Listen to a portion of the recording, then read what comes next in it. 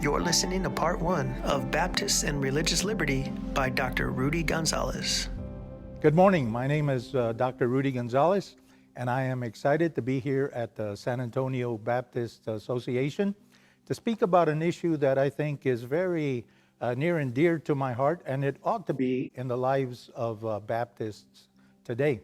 I want to thank Dr. Darrell Horn, who is the Director of Missions for the San Antonio Baptist Association, who has asked me to speak on this subject.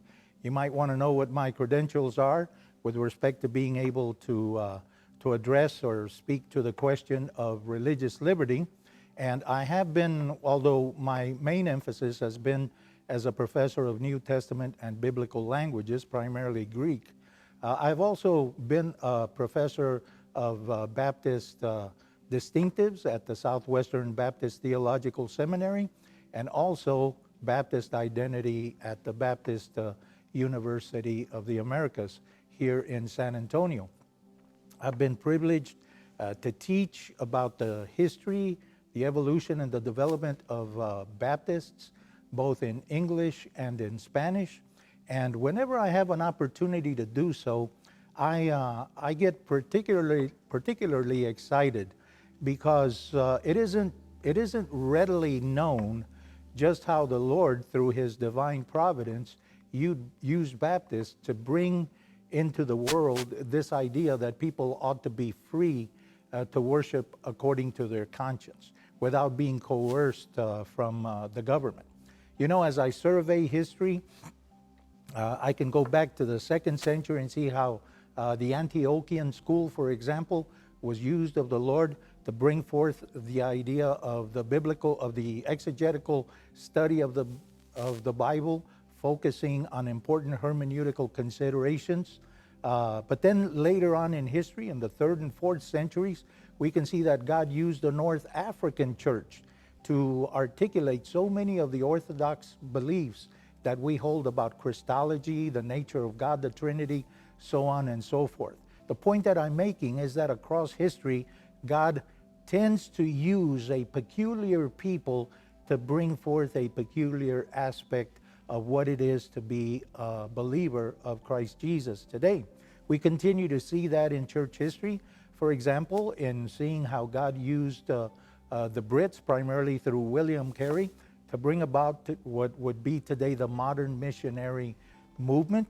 And of course, in most recent times, we can turn to the South Koreans and learn from them and gain from them new perspectives about the urgency and the necessity of protracted prayer. God has used peculiar people in fascinating ways to remind us of this multifaceted experience that you and I know as the Christian faith. And I would subscribe that the Baptists are also among that group. He used us in the 16th century and in the 17th and 18th and even in the 19th century to continue to prolong this powerful idea that didn't exist. It certainly didn't have the interest back then that it did for so many Anabaptists on the European continent and British Baptists on English soil. This idea that people ought to be free to worship or not worship as they saw fit. We talk about this as religious liberty or freedom of religion, also known as freedom of conscience. These are important ideas that we take for granted today because we live in a world, at least in the Western world, where this is so much a part of what it is to be a citizen of the West. I know that in other parts of the world, there is still much religious repression. But in our neck of the woods, we, and I don't mean just we as Baptists, but we as evangelicals, we as Roman Catholics, we as people of faith, and perhaps even of other faiths, work on the assumption that the government is not going to intrude into our religious affairs, but they're going to allow us to express our religion so long as it doesn't interfere with somebody else's faith and practice. I'm excited to just bring a very brief overview today of just how all of that came about. Please understand that, were we to take the time to actually get into the details of all of this, this would require us to take 2 or 3 or 4 semesters of intense study. So what I'm giving for you here is the briefest of overviews.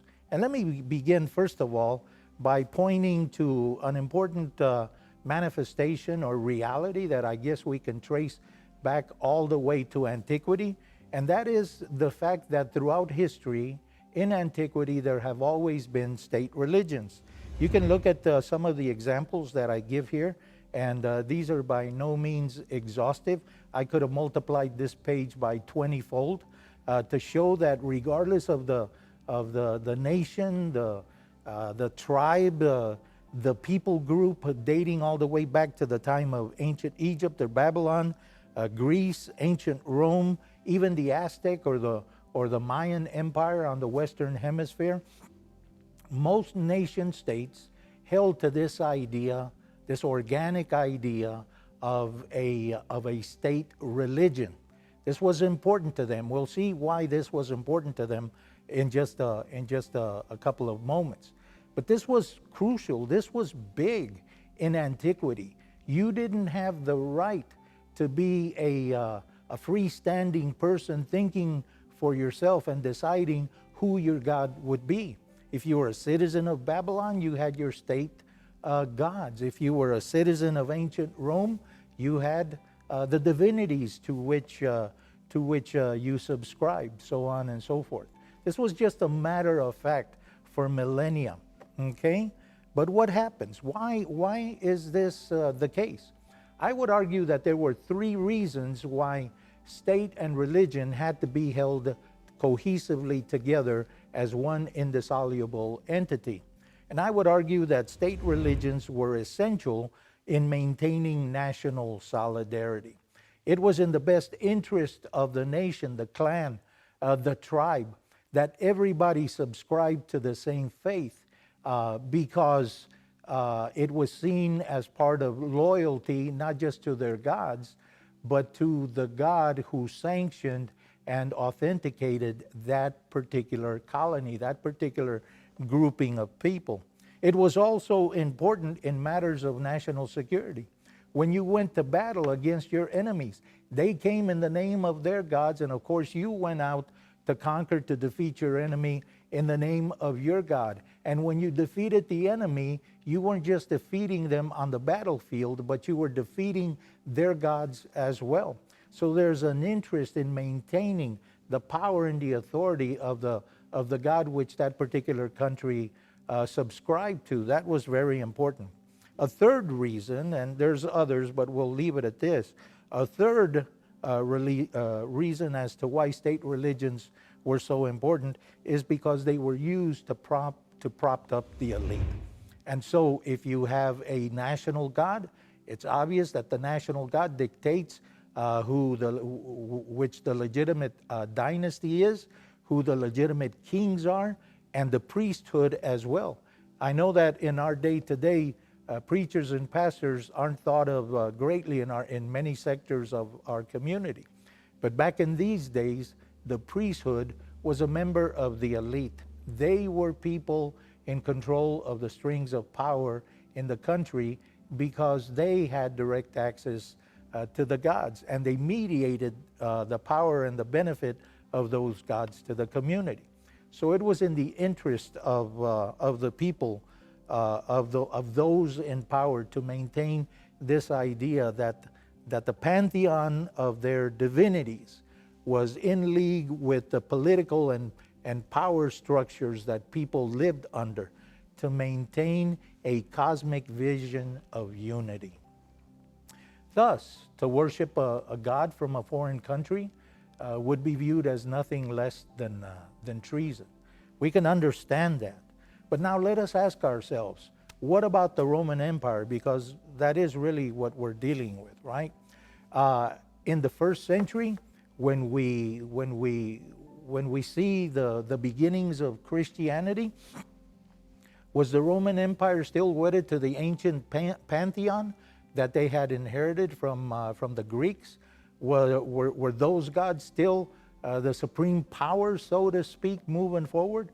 Well, they were in the minds of many, but the Roman Empire was also beginning to move in the direction of more ethically based religions, things like Stoicism or Epicureanism. And of course, in the time of the preaching of the gospel in apostolic times, there were many God-fearers, monotheists, who subscribed to the belief that there was only one true God, and that God was the God of Israel. So we need to ask ourselves, was the Roman Empire now, after so many countless centuries of this idea of a state-funded religion, was the Roman Empire moving away then to a more individualistic approach to one's faith? Well, as we continue to see, as Christianity begins to make its presence known throughout the Roman Empire, the Mediterranean Rim, so on and so forth, we see that it begins to reach many people with the gospel. And we've already talked about Antioch, Syrian Antioch, and of course North Africa, throughout Asia, Macedonia, and a number of other places as well. We notice that there are certain interesting developments. So for example, in 313, Constantine issues his Edict of Milan. He is a Christian, he's a Roman emperor, he is a Christian, and he makes it lawful for people to worship the Christian, or to embrace the Christian gospel. But it's interesting to note that he does not abolish or make unlawful the pagan religions of the past. Those continue to be practiced for a number of years. Actually, it isn't until 380 when Emperor Theodosius made Christianity the religion of the Roman Empire, outlawing all pagan religions by 392. Still, it was a passive embrace of the gospel. It would take later developments, like the influence of Leo the Great in the 5th century, who began to emphasize the primacy of the Bishop of Rome as the Pope, the father of Western Christianity. So you begin to see now that Christianity is gaining more and more clout, more affluence in the culture. But we have to turn to Charles the Great, otherwise known as Charlemagne, who in the 8th and 9th century solidified this idea of the Church of Rome as the universal, the Catholic Church, which would be the church for the Roman Empire moving forward. So what do we have here? We see that even though Christianity began as a message that was shared zealously by the apostles and those who followed after them with whoever would listen, and people embraced that faith individually. We certainly see that in the 1st and 2nd centuries.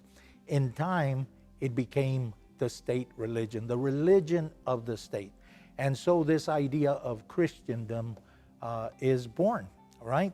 British historian Diarmaid MacCulloch describes Christendom as the union between Christianity and secular power, and that is exactly what it was.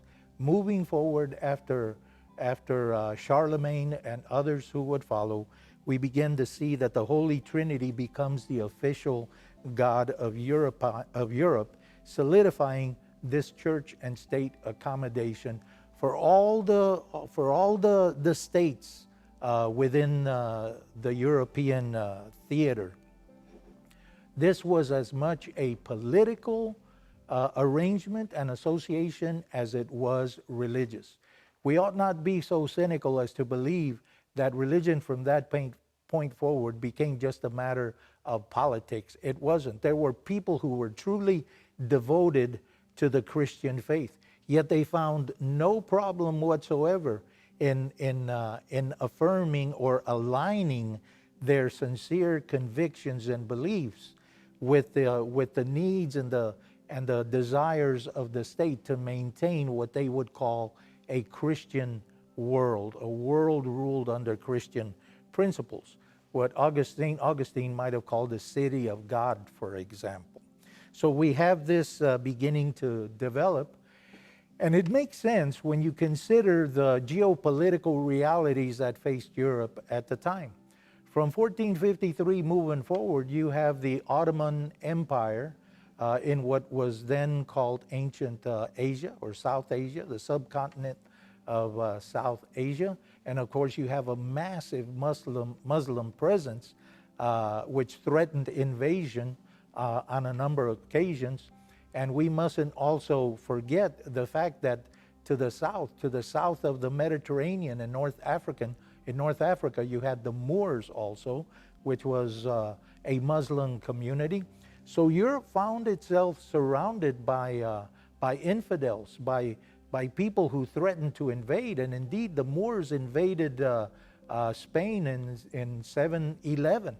And so the idea of having a unified Europe under one faith, one religion, in league with the kings and the monarchs and the civil magistrates was a very appealing thing given the geopolitical circumstances that they faced.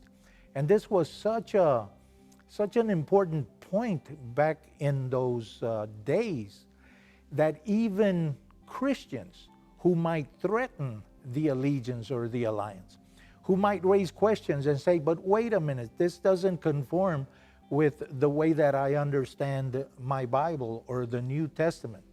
People like the Novatians or the Donatists early on, or later on, believers like the Cathari or the Lollards or the Waldensians or the Petrobrusians, just to name a few. Even if they should raise concern on biblical grounds, these people were often hunted and persecuted and destroyed as much as possible because they saw them as a threat to the social fabric, the Christian order of the way in which they had solidified their faith.